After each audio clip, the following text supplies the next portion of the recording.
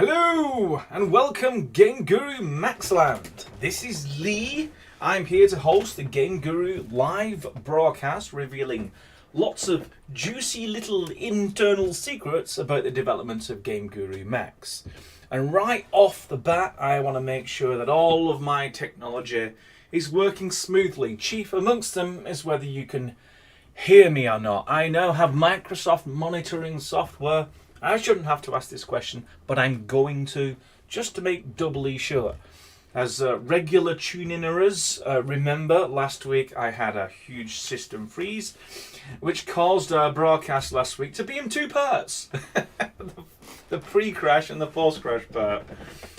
So this time I made sure that my computer, after a hard day's coding, was fully rebooted before I started this broadcast. So I'm just going to check the chat, just to make sure that we have the sound. And it sounds good. Thank you very much, everyone. Now, the format, as many of you know, is you get an opportunity to ask me questions. So please do post your questions in the live chat. And towards the end of the broadcast, I'll read through a few of them and answer them live. And of course, any ones I don't get to, I will post in the GameGuru forums along with a recording of this broadcast at the end. So that, with the introduction out of the way, I get to show you some software. And I predict, quietly confident, that I'll be able to show you software in every broadcast from now on. We are now ramped. We are coding, we are making stuff, we are making many things and many decisions. And gone are the days where I just try and wax lyrical about how wonderful secret designs that you can't to see are. So I'm going to boot up the software. I think I've already got it running. So as you can see, you've got, this is what you're going to see on Friday. So it will be a regular thing that the things I talk about today, Wednesday, is the stuff you'll be able to play with on the Friday. We may make a few tweaks, additions, occasionally some subtractions. But yeah, it gives you a general idea of what it is you will be expecting on Friday. So you're not entirely surprised by it. So yeah, the things I want to show you are generally centered around the object management system because there have been some changes.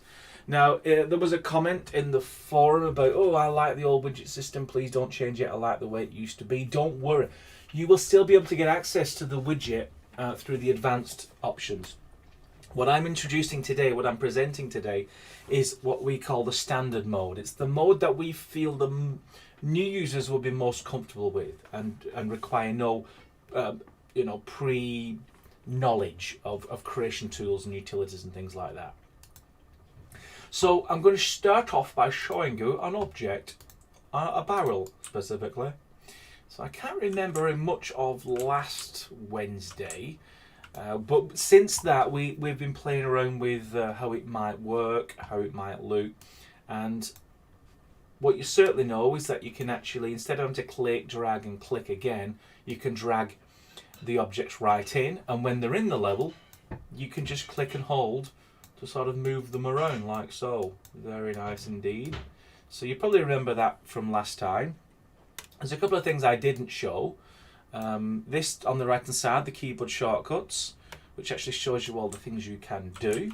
So if I've highlighted this and I press the R keys, you know, it rotates the object. But if you press Shift and Rot, it actually does it fast. If you do Control and R, rotates it slowly.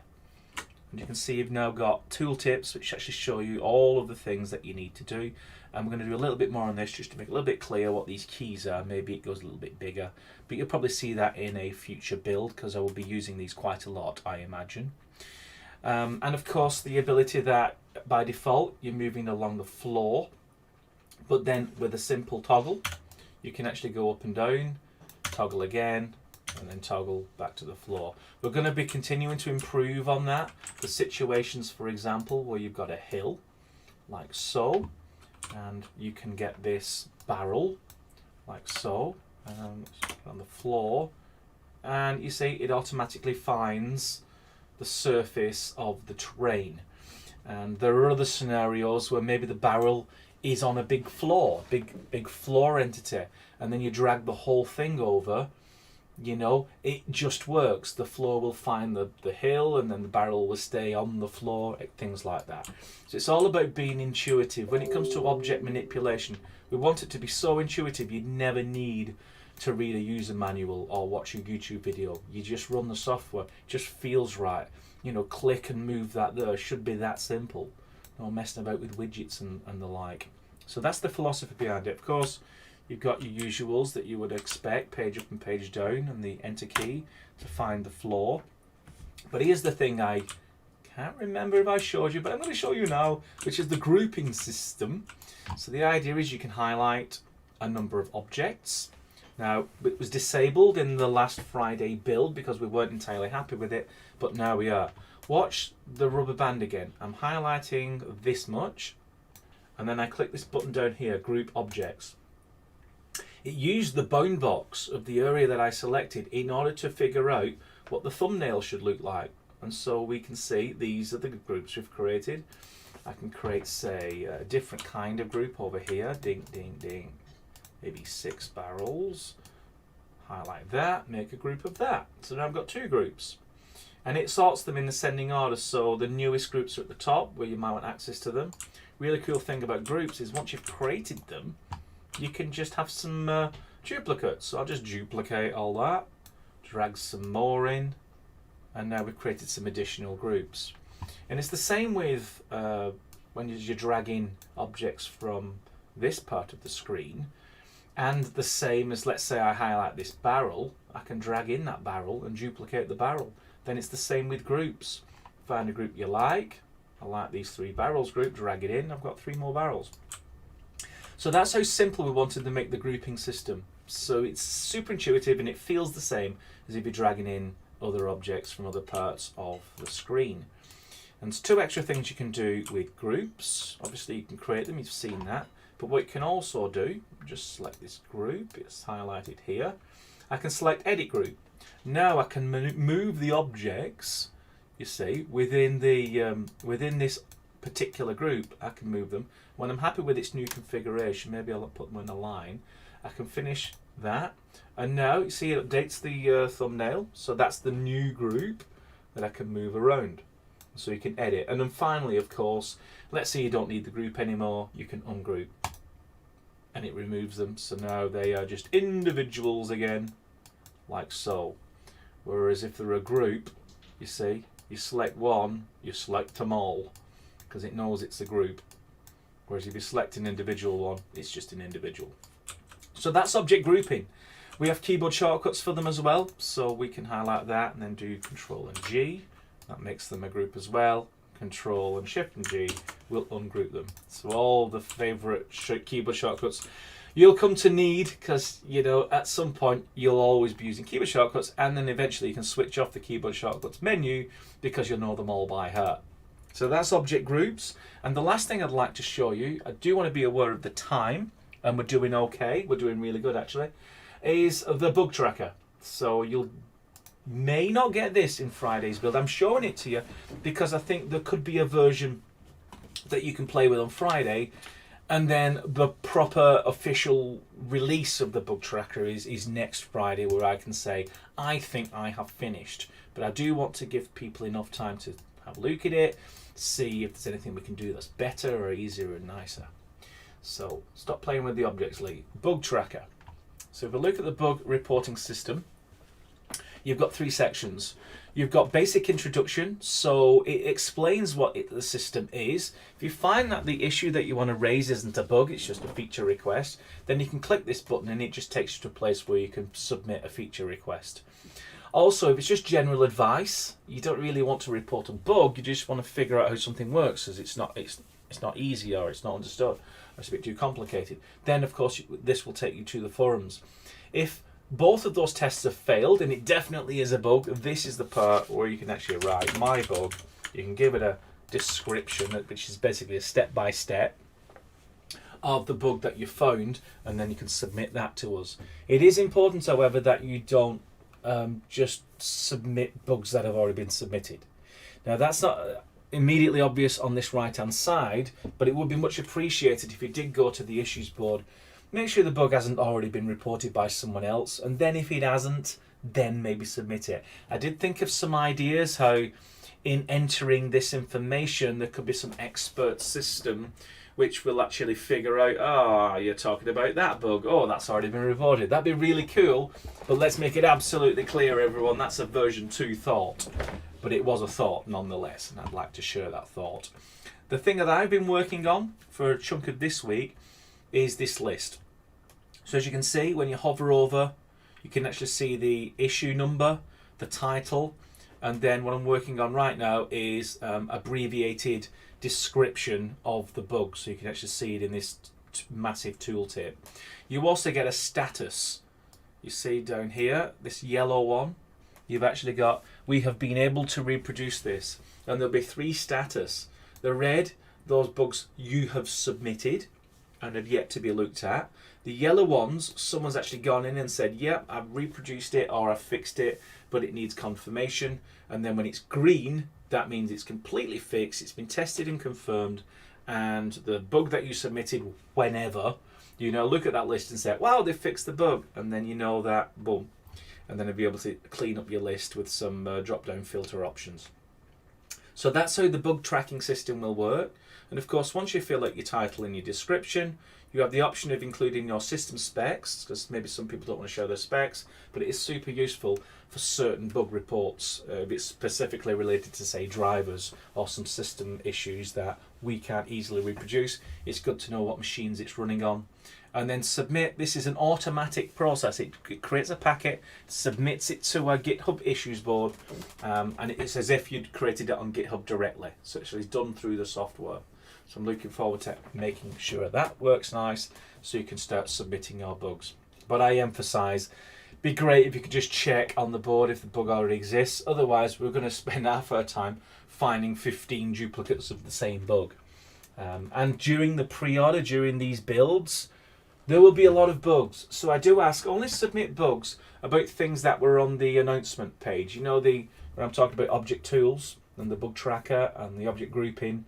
Focus on those bug reports, because those are the ones we're most interested in, the ones we're going to fix first. If it's a bug about terrain, and I know terrain's not really going to be looked at for another 3 weeks or 4 weeks or 2 months or whatever it is, we will be fixing those. We'll incorporate them, they'll be part of the list, and in the work on the terrain, they'll be incorporated into the deliverable. But we're not particularly interested in bugs, because its chances are we'll find that bug as well and we'll have it fixed. It'll basically be a redundant report. But anything that we have sort of postulated as complete, absolutely post your bugs. And this is now the best way to keep track of all the bugs you've reported, and also the status of what's going on in the background. And then when they're all green, you should be a happy chappy. So that's the bug tracker. Look forward to giving you more news on that towards the end of the week, and of course next week as well. Hopefully I'll have it finished for you all. Now I'm going to move over to look at the questions. I have it on the pop-out, so if I drag this across, we should see everyone's questions. Checking out the time. I have 10 seconds to answer your questions. Only joking. I will spend a few minutes to help here, and then the rest will be in the GameGuru forum thread later on. So the first question is from Kevin Hampson. Will the ground texture be scaled properly anytime soon? The grass blades and anything else on the ground is too close to the camera. Yeah, an internal comment that the grass that we're currently rendering on the screen is should be banned. it's a crime to even have it in these builds. And in a way, I kind of agree. We've been staring at the same green grass, low resolution grass for quite a while now. But as I've just mentioned, it's related to terrain. That's not what we're putting out on the Friday builds right now.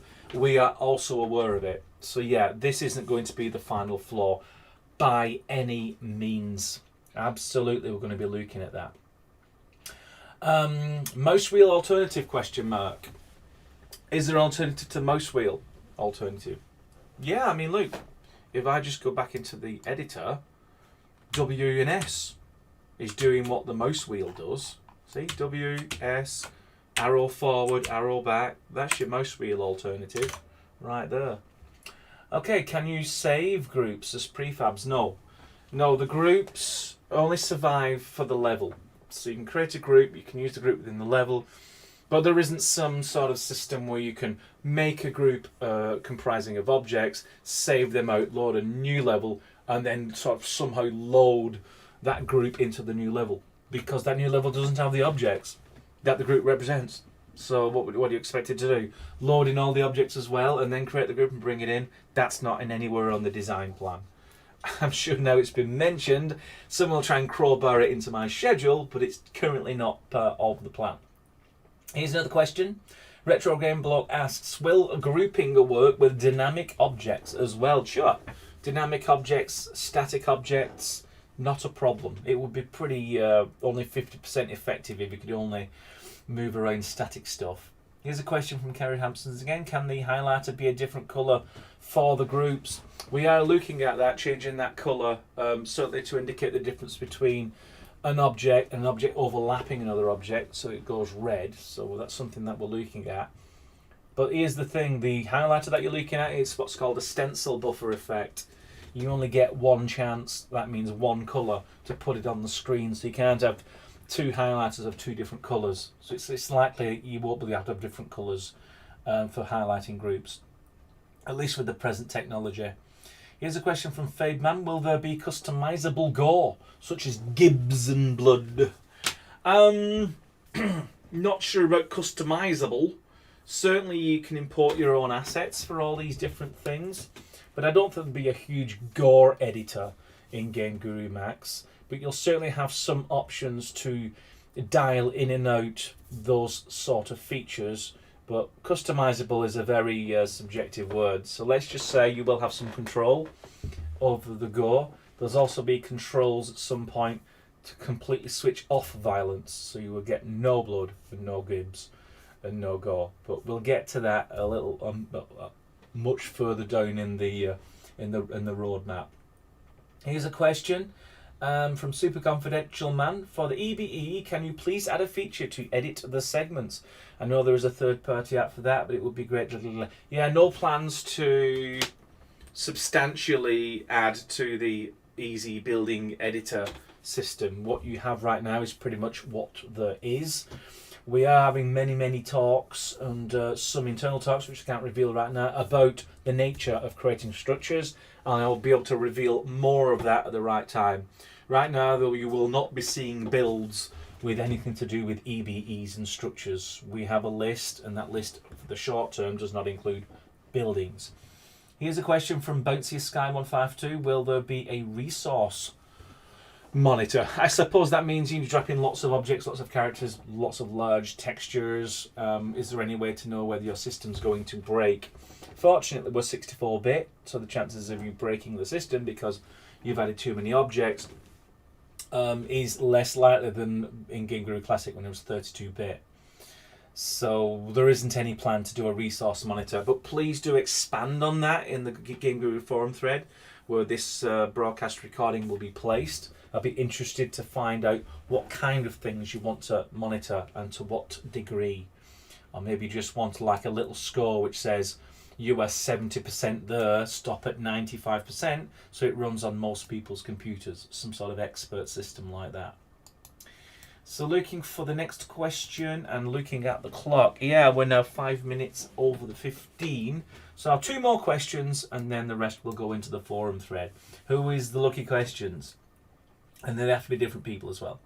Here we go. Fearless Wee. Any plans to separate the arms from the weapons? The gun rig would just have the gun itself, then a standard set of bones, then you can choose which arms model you want to apply to the bones. No, there are no plans to separate the hands and arms. It's a technical nightmare to sort of coordinate that. Out of the box for version 1, you will have a selection of weapons. You will have third-party people doing great weapons, and we'll provide you with a template and some template files which show you how to create your own weapons. And we'll include the hands, so you only need to think about the weapon. So we'll make it possible for you to sort of bring in your own weapons and use common hands for your game, but there isn't some big weapons editor or these hands will just magically work with any weapon you bring in. That's just a bridge too far. It would be very complicated to do that. So the answer, alas and unfortunately, is no. Scrolling to the next question mark, which is Terra Games Z. Will we be able to program in C# in the near future, or is Lua the main language? Lua is the main and only language for GameGuru Max, and there are absolutely no plans to support C#. I think that makes sense. Don't really want to bloat and the games engine at this stage, and we already have quite a repository of Lua scripts from the last 5 years, and I'm pretty savvy with Lua now, and I'm pretty familiar with my way around scripts, which means I can churn out lots of new behaviors in the future. So it's Lua programming for the foreseeable future. Thanks for the rest of your questions. Great to see lots of questions for me to answer later on. But I'm going to answer them in the forum thread just to make sure that this video gets nowhere near the 30-minute mark. So hopefully you enjoyed the revelations in the software. Naturally, there's more stuff for me to share next Wednesday. There will be a build on Friday. For those that want the build or are new to this channel, to this live broadcast, I can reveal there is a 25% discount right now if you want to check out the software in its in-progress development state. And as mentioned, we are releasing builds every Friday, so you can check out what we're doing when it happens. But not half-baked stuff. We're releasing stuff that we are very happy with in those Friday builds. So until next Wednesday, 4 p.m. GMT, I hope you weather the storms. Certainly we're getting a lot over here in Blighty at the moment. And providing more machines still run next Wednesday, thanks very much for your attention. I hope you enjoyed it, and I'll speak to you then. Goodbye.